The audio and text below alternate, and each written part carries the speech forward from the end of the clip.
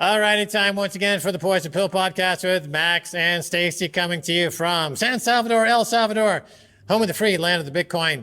Stacy, I see that we've had some interesting developments in the so-called crypto space. Chief amongst them, I would say, is the Binance story. Stacy. Well, first of all, this is called the Orange Pill Podcast, not the Poison Pill Podcast. I said orange pill. Well, okay, everybody out there will be saying, really? haha, Max said poison pill. Really? Nevertheless, it's called the Orange Pill Podcast. Yeah, but you know, the Binance story happened this week, and that was quite interesting because, of course, everybody knew this kind of was coming, and the crackdown is coming, and the crackdown on crypto, and only Bitcoin is money, and everything else is security, and blah, blah, blah. But the interesting thing to me was that when before Tuesday, when there was a chance at least the federal judge would shut down or freeze the assets of Binance US. We helped our friend get off Binance. He had some Bitcoin on there, about 1.25, but it was spread over like 40 shitcoins, right? But the interesting thing was I had never, ever seen Binance. I had never been on Binance. I had never seen what it looks like. And what I found was pretty crazy because it was like a total casino. So when you go to Las Vegas, especially like the older Vegas part, Circus down the end of the strip, what you see is like it's almost impossible once you get onto the floor to find out how to leave the floor. Like it's so many buzzers and bings and blahs and jackpots and sounds and noises and free drinks and stuff like that, so that it's impossible to exit because you can't find your way out. So they keep on like dragging you in to continue to gamble, to continue to put your money into the slot machine. And that is exactly what I found on Binance, Max.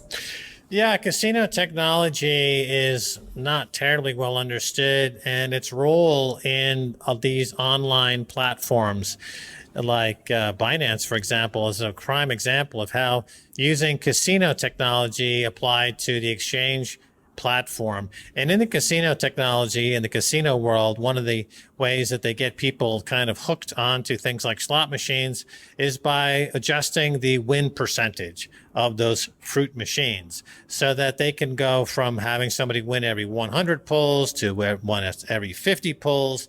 But when they sense that you're about to walk away, they can slip in a win and keep you on that one-armed bandit for a long, long time. Another way in casinos is by filling the air with certain scents. Certain smells are more conducive for people to act irrationally. Obviously, they want you to drink heavily. And as you point out, the casinos are designed something like a maze. Once you're inside, it's very difficult to know where you are within, where the exits are, and you get a little lost. So it's all geared to keeping you in the casino. Now, with Binance, as you point out, it's designed exactly like a casino where it's very confusing. You get mesmerized by the flashing lights. All the products in this so-called crypto space are on exchanges where they can adjust the win ratio. They can adjust how these assets are performing based on who's buying and who's selling. I've kind of gone into this before, how that's all done. And it was shocking because it's such an obvious online casino, Binance. It's such an obviously illegal activity that's going on their website. Not only are they selling unregistered securities, but they're also operating as an unlicensed casino. Well, again, my argument is whatever. I'm not going to fight people who want to gamble. Loads of people want to gamble. I've been to Vegas. There's lots of nice hotels there and nice restaurants. I like going there. We have lots of friends there. I do walk through the casino floor, obviously, to exit the building, and I see people gambling. I've never stopped myself, and I never gamble, and I see people enjoy it. We saw this week, for example, with this Curve protocol, the founder of this decentralized finance protocol, I guess owns 50% of these tokens called CRV. And he's apparently, it was announced, he's borrowed $110 million against it. Basically, his 100% of all the coins he has. He's basically doing a rug, right? So people are still on there like gambling and playing, and why am I going to waste the valuable hours of my day because I only have exactly the same amount of hours in my day as every other person out there on earth. Do I want to spend 5 minutes of it trying to stop somebody from gambling on Curve? Do I want to use 10 minutes of my time telling somebody, hey, don't go to, Bellagio and gamble away your life's fortune? Is that like something I want to do? Or do I want to, build energy infrastructure here? Do I want to build mining, facilities? Do I want to start mining Bitcoin? Do I want to build a Bitcoin country? Which one is more valuable use of my time that is very limited as everybody else's on earth? Sure, absolutely. People should be free to go to a casino and free to gamble, but you still need a license. And Binance does not have a casino license. Therefore, it's operating as an unlicensed casino, as is Coinbase. Coinbase, there's no licensed casinos that I'm aware of in the state of California where Coinbase is headquartered. They need to either get a casino license, change the laws in California, exactly, or move to Nevada. Okay. Even if they get on top, if they say Binance Casino, yeah, they'll still be as popular as they are. People will still be there. But it was an interesting mindset because there are some people on Twitter who say, oh, well, all these people have been onboarded to Bitcoin. And I can tell you for sure, there is no way on earth anybody who goes to Bellagio in Vegas is being onboarded to gold. And there's no way that anybody is going to Binance. I don't care. Even if, let's say they get a license around the world to operate a casino, people will still be there and they'll still be gambling. But I'm saying that nobody could possibly be on there being exposed to Bitcoin, because I could tell you for a fact, 100%, it's very difficult to find. Yeah, Bitcoin I don't buy the onboarding argument at all. It's like No. saying shooting heroin onboards you to organic eggs at Whole Foods. Right? There's no onboarding to Bitcoin from the shitcoin world. No. And it's only onboarding to gambleholism and other problems associated with that. But it looked shocking when you look at it in the real world. You see the Binance interface, and I'd never seen it before, and I was really shocked at it. I know you were. It took me it took almost an hour to get rid of his tokens. Yeah. Convert it to Bitcoin, and then figure out how to get the Bitcoin off there. It took a lot of hitting buttons. There were a lot of very similar terms on everything, like staking or yielding. It was hard to find. There was no button up here of buy Bitcoin, sell Bitcoin, trade Bitcoin. It was very confusing. So that was just an interesting observation. If you want to get, we've already said people like getting wrecked, and I believe they like getting wrecked. So if you want to get wrecked, that's fine. Go to Nevada, go to Macau, go to all those places. But the other interesting story that just broke was about Abra, and this is interesting because Bill Barheit is a really smart guy, right? He's an actual cryptographer, old school, trained at the CIA. He was in our, what was that series we did? To the Moon. So he was in that. He's a really good speaker, he's on these topics. But when he started, when that whole, he offered staking and yield or whatever, all those sort of products, when they all crashed, it just seemed like there must be some damage to his operation. He seemed to suggest that everything was fine. But according to the SEC filings, charges against him or their complaints, they're saying that, he did lose money on some of these BlockFi. He has some of the customer funds trapped in Gemini and all these things. Right. It's a classic margin call situation or a 2008 situation. All of these assets are cross-collateralized with other platforms and other assets. And it works great as long as interest rates are going down or zero. And nobody notices that all of this cross-collateralization could be evaporating in a heartbeat if rates were suddenly to go up. And this is what happened in these crypto exchanges and with seemingly what happened with Abra and every other type of these exchanges is that once you pull the plug, you get a margin call, and that margin call is contagious. Remember, Lehman Brothers and Bear Stearns had to be sacrificed.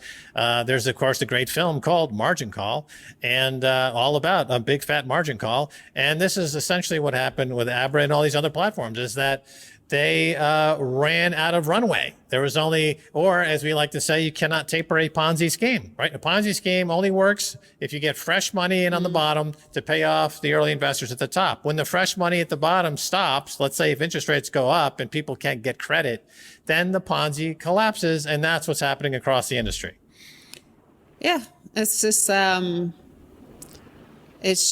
well, if anybody had any hope that there was going to be some hope in the future for crypto, some sort of safe haven emerge, it's not going to happen. And by the way, like that was really weird too, as well this week. So there was like, what's the name of this company? Promethium, like that got this like ATS, the broker dealer license. They say it seems to be it's an emerging scandal, right? Some weird conspiracy. Everything has to be some weird, like, why is everything so weird? I don't know. Everything in crypto is just crazy. But it seems to maybe be some sort of democratic setup. I don't know. But this is apparently a firm that they were able to speak as a witness in these hearings on Tuesday or Wednesday, I believe it was, on the Financial Services Committee in the U.S. House of Representatives. And the remarkable thing is, like, they went there and they claimed that this broker-dealer license gives them the authority to sell these tokens. And everybody, like, of course, all the Bitcoiners in the world and everybody who has any sense to their name or know what a broker-dealer license means, like, no, you can't, like, just because you have a broker-dealer license, you can't sell unregistered securities. The security itself still has to register. You can't just sell, like they mentioned, this company, Promethium, they mentioned that they could sell Ethereum, which they say is a security. And it's like, well, Ethereum would have to register as a security. You can't just sell an unregistered security. It's like, but it's so weird that the Democrats called this guy as proof that, all these other companies can register, like the law is already there. They don't need to change the law like many are advocating. We need some regulatory clarity and stuff like this. They're saying, no, see, these guys registered and they're able to do it. Yeah, because I'm a vegetable seller at the supermarket and I've got this goat here and I'm going to sell it as a tomato. Because I'm a vegetable seller, and whatever I sell is a vegetable. Yeah, that's a good way to put it. So I'm an exchange. I have a broker-dealer license. Yeah. I have this can of dog food that I just stole out of the garbage can, and I'm going to sell it as a security on my securities exchange because I'm a broker-dealer. Yeah. Right. Obviously, that those two do not have any relationship to one another. You have a process to register a security with the Securities and Exchange Commission, which then can in turn be sold on an exchange, a registered exchange. Having an exchange does not connote legal agency to sell whatever comes over your desk as a security. The fact that that got into any kind of testimony in Washington whatsoever is a testimony to whoever runs that committee to having absolutely not 3 brain cells in their brain to rub together, which is shocking, but it's not shocking because the level of financial illiteracy in these political circles is epic. Yeah, there was a clip of, I think it was some Republican congressman who did ask that obvious question. It's like, your license doesn't give you the authority to do this. It was just like, I don't know. I mean, I'm so glad we say this all the time, that we live in Bitcoin country and there's like no confusion. Like this stuff is so stupid. Like, how do people deal with this every day? Like this is their world and they're fighting for regulatory clarity. I'm like, there's no clarity. There's not what you're doing. It's just like, there's no there. It's like they're repudiating the whole Industrial Revolution. Part of the Industrial Revolution was to create uniformity in size of things like nuts and bolts and tools so you could create an assembly line and then create mass-produced objects and cars and things for consumers to buy. But, here in the securities industry, in the financial world, they're saying that everybody has their own definition of what a security is. Yeah. And there is no uniformity. There's no rules, actually. And so we're just going to all flog these things like a vast open bazaar where there's total chaos. And then we're going to say that somehow is tantamount to capitalism. Well, no, it's tantamount to absolute chaos and fraud. Well, speaking of fraud, President Bukele mentioned that in terms of the municipalities, there were all these mayors. I think we had I forget the number. It was 200 and something.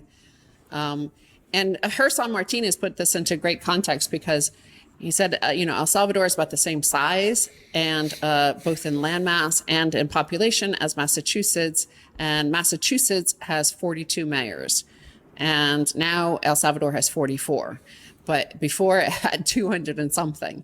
And every single one of them had offices and assistants and staff and treasurers and blah, blah, blah. All these needs and contracts, sewage contracts, garbage collection contracts, and of course, lots of opportunity for plunder and corruption. So, you wipe out all of those, and a lot of them were, I guess kind of like in the US, they stay in power for decades in these same places and plunder for decades, and they control the whole political apparatus there, and it's impossible to ever oust them. So, the theory is hopefully this will now become more competitive.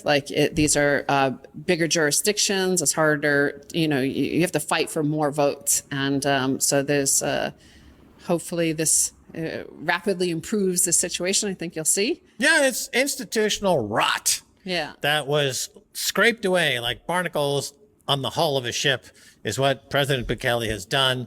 And by getting rid of bureaucrats. And also the comment was made that this money that they're saving, about $250 million, is going to be recycled back into people who are doing work.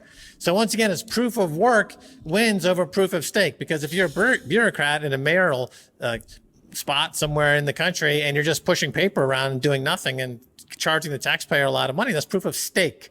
But what the president is saying is, you know what, we're going to get rid of the bureaucrats, we're going to get rid of the rot, we're going to take that $250 million, we're going to give it to people building roads, building bridges, building stuff. That's proof of work. Yes. Hey, speaking of proof of work, there's something that, the Bitcoin office we've done, which is that in Miami, the most popular booth there was the El Salvador booth.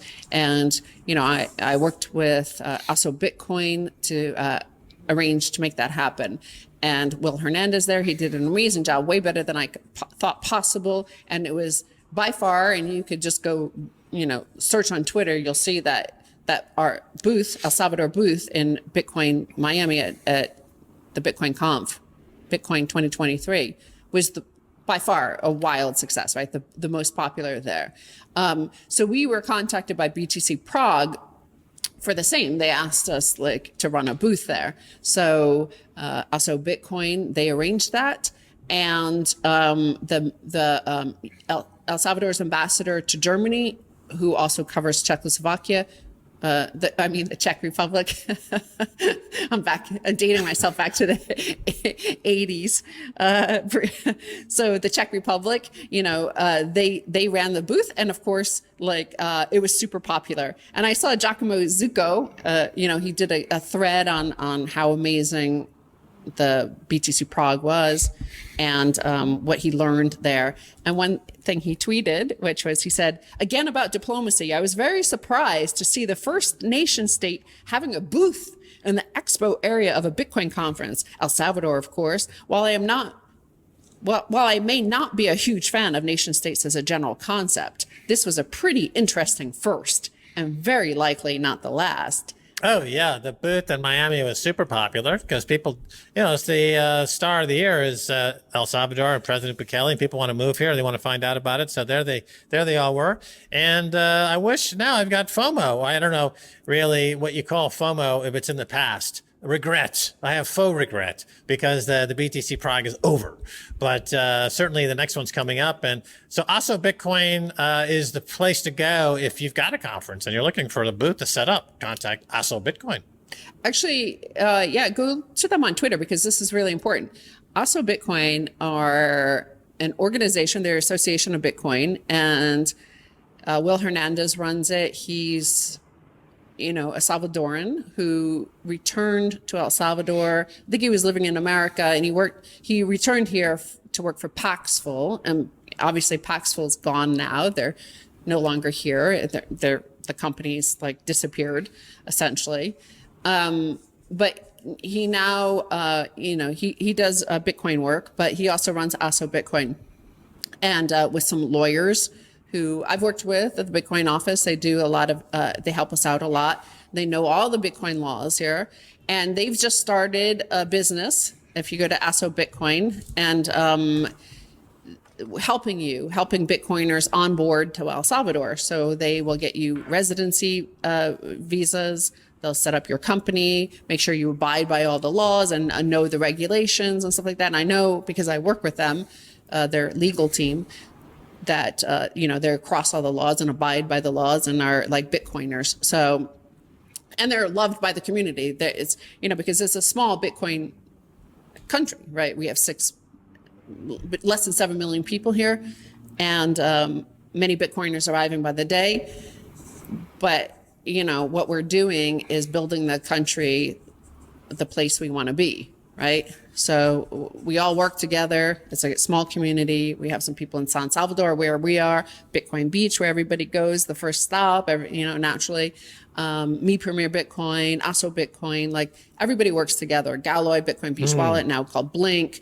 So they're part of that whole network. They're part of the network, and collaborate with all of us. Like that, we're all friends and building something together. That's pretty cool. So ASO Bitcoin's onboarding folks who are interested in kind of moving to El Salvador.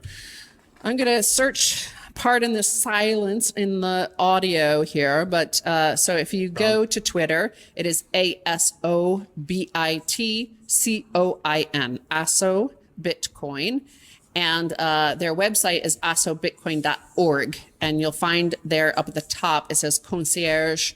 And that is where you'll find all the information about how to move here. So they'll help move your Bitcoin company here. There's another company also as well, Accelerate SV. They're on Twitter, and so Max and I are bringing hundreds and hundreds and hundreds of Bitcoiners here every month. Like people are moving here. They're moving here because of us, because of President Bukele, because of the work we're doing, because of the success of our booths at BTC Prague and at Bitcoin Miami. These are bringing in the people. So we, worked with our friends to make sure to create many options, because I'm also bringing in huge amounts of companies like Strike, like Fold, like those. These are friends of ours that we're bringing here. Onboarding them legally, with compliance stuff and legal stuff and human resources, like staffing their whole operations. So we're doing that through Accelerate SV, which is on Twitter, or also Bitcoin. We're all working together. That's awesome. Well, great news and much needed as the whole El Salvador story scales up. It's scaling higher.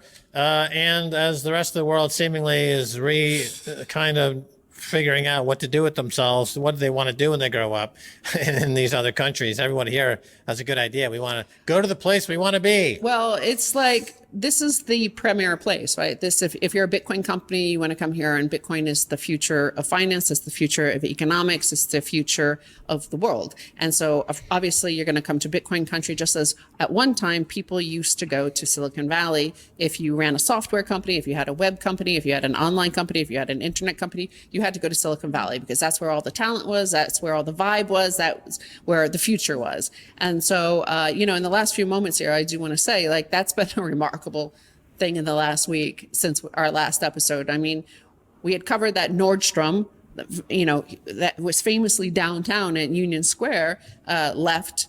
And now the Brookfield, which owned that building, the mall there, has abandoned, just walked away from their lease.